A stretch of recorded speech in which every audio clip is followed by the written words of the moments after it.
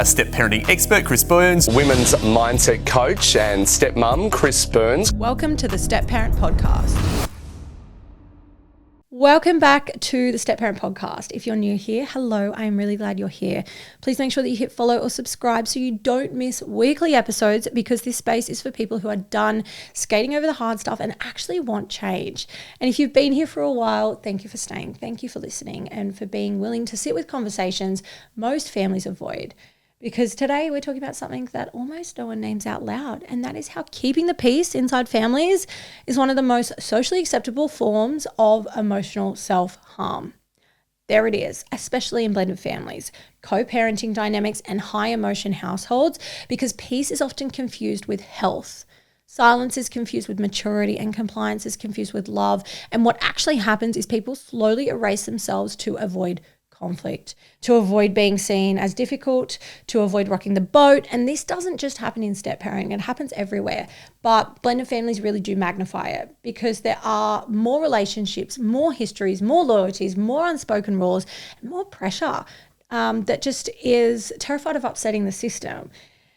And if you've ever been told, just let it go, or please don't make it a thing, or this is just how it is, what you're being asked to do is abandon your internal truth and keep the external environment calm. And that calm is false, because suppressed truth does not disappear. It goes underground and comes back as resentment, withdrawal, anxiety, emotional shutdown, passive aggression, right? And sometimes we start to call that normal, and they call it adulthood, where you're constantly compromising. But what it actually is emotional self-harm dressed up as fucking stability. And the reason no one talks about this is because most people are terrified of what would happen if they stopped keeping the peace. Because peacekeeping is, sometimes it feels safer rather than truth-telling, especially if you grew up in a home where conflict meant chaos or abandonment or emotional punishment. And blended families are often built on the ruins of unresolved conflict already. So the unspoken rule becomes, don't make things worse. But what no one asks is, worse for who, right? Because avoiding discomfort does not equal safety. The children do not learn emotional intelligence from silence. They learn it from watching adults regulate.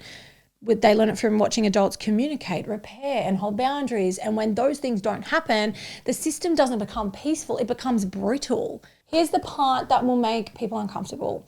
Peacekeeping in families doesn't protect children. It trains them. It teaches them that harmony is more important than honesty, that feelings should be managed privately so others aren't inconvenienced, that love requires suppression, and that speaking up risks connection. And in blended families, this lesson hits harder because kids are watching adults navigate loyalty binds, power dynamics, and unspoken hierarchies. They see who gets listened to and who gets tolerated, and they learn that the safest role is often the quiet one, the adaptable one, the one who doesn't need too much. And for step parents, this is brutal, because many of you entered a family system already in motion with rules you didn't create, histories you didn't live, and expectations you were never allowed to negotiate. So you learn quickly that survival meant easy, flexible, grateful, low maintenance. And at first that feels noble, but over time it corrodes your sense of self, because peacekeeping demands that you swallow disappointment, you ignore intuition, and override your nervous system's signals. And your body always keeps score. So you might notice yourself getting sick before the holidays, or snapping over small things, feeling numb. Maybe you fantasize about escape. Not because you don't love your family, but because the system is exhausted from holding too much without being allowed to speak. And partners often misinterpret this as moodiness or drama, when in reality, it's just chronic self-silencing. Okay, we are pausing here for a quick ad break, because if you're listening to this and thinking this is exactly what I'm doing, I'm surviving by staying quiet, I want you to hear this clearly. Change does not require years of therapy when you have the right support and someone who knows how to work with family systems and emotional patterns.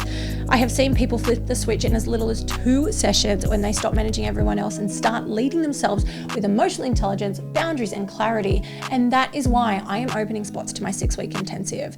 This is a focused, high-level mentorship designed to create real shifts fast. In 6 weeks, we work on regulation, communication, leadership, and self-trust, so you stop shrinking yourself and start taking up space in your own life and relationships. If this is resonating, you can apply via my website and you'll be guided through whether this is an aligned fit, because I don't work with everyone. I work with people who actually want change and are ready for real results. If you're done sitting in victimhood and ready to take responsibility for how you show up, this is the space for you. Let's get back to today's conversation. Leadership in blended families is not about being loud, controlling, or confrontational. It's about being emotionally available and boundaried at the same time. And that is something peacekeepers were never taught how to do. So let's talk about what replaces peacekeeping, because I'm not advocating for chaos, constant confrontation, or emotional dumping on your partner. Real leadership is calm, clear, and embodied.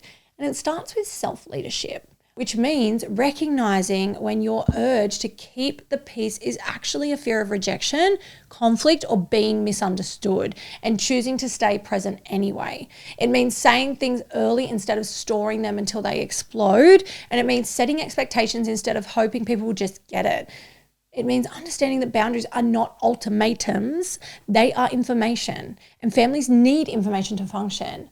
One of the most radical shifts peacekeepers can make is realizing that not every emotion needs to be smoothed over. Some emotions need to be held, witnessed, named, and allowed to feel, right? And children benefit from seeing adults disagree respectfully, repair honestly, and because that teaches them resilience, right? Not fragility. And for step parents especially, this means redefining your role from emotional buffer to emotional leader. You are not here to absorb everyone's discomfort so the system stays calm. You are here to participate in a healthy system that can hold multiple truths. And that might mean letting things feel awkward for a moment. It might mean disappointing someone. And it might mean tolerating being misunderstood while staying grounded in your integrity.